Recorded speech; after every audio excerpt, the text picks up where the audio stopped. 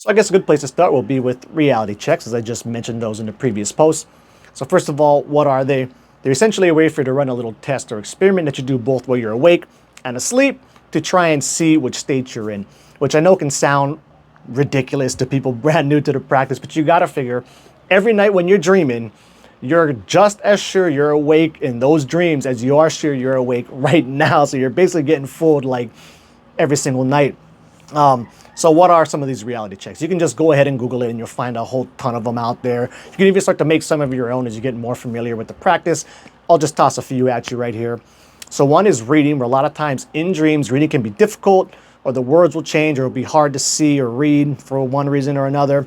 So what you do when you're awake is you look at a sign, or if you're reading something, you read it, you look away, you look back, and you read it again to see if it's all, the same as it should be.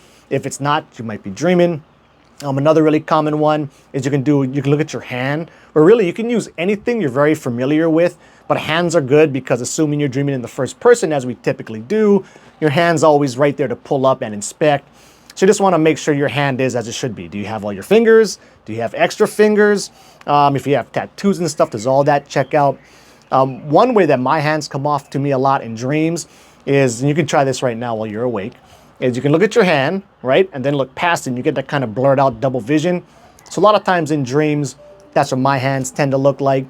Now, of course, in dream, you might think, oh wait, I'm looking past my hand. My hands can be blurred out double vision in real life. So am I really dreaming or not? So you can actually start to stack these on top of each other, right? So if you're not convinced by looking at your hand, you can also then go ahead and read something. But even reading, like I said, on the hand reality check, and basically all reality checks except for this next one I'm going to bring up are not foolproof. The most foolproof one is the nose pinch test, where all you're going to do is when you're awake, you're going to pinch your nose, shut your mouth, and see if you can breathe or not, right? If you can't breathe, you're awake. If you can breathe, then you're dreaming. So, when you do that in dream, you just pinch your nose, hold your breath, and see if, you start to suffocate or not. So that's a really good one. And then to get to the whole crux of this series is, are reality checks really needed as you get more advanced in the practice? And so what I found is that they are definitely not needed. Now, I think if I did more reality checks nowadays, I'm sure it would help me, like it wouldn't hurt my practice. But I find really when I'm in dreams, I very rarely will do a reality check to try and prove to myself if I'm dreaming or not. Like once I get that kind of thought, like maybe I am dreaming, I can generally just get a sense and feel of it, pretty much right away. A good little mental reality check you can do, which I'll do a lot in dreams, is you think back to where you came from, what you're doing now, and to where you're going, to make sure all that checks out. Because a lot of times in dreams, you're jumping from scene to scene, scenario to scenario, so that can get a little crazy right there. But yeah, so for me, I find reality checks are not needed. Any long-time lucid dreamers out there, I would like to know if you find reality checks are still needed for your practice. And actually, just thinking about this now, I might as well do this. A good little experiment for me to try is to go ahead and put the random alarm generator on my phone, which is what I would typically use, right? For years, I'd have a random alarm generator on my phone that I would link up to a specific ringtone.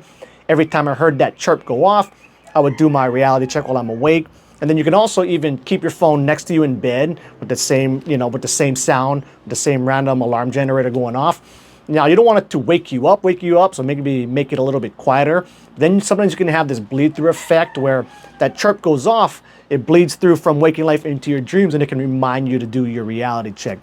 So yeah, I think I'll do that. Right after this, I'll go ahead, put that app back on my phone and start doing the reality checks more often while I'm awake and see if that actually has, well, I'm sure it will have a positive effect, but just see how much of a positive effect it has on my lucid dream counts. So yeah, I'll start tracking that.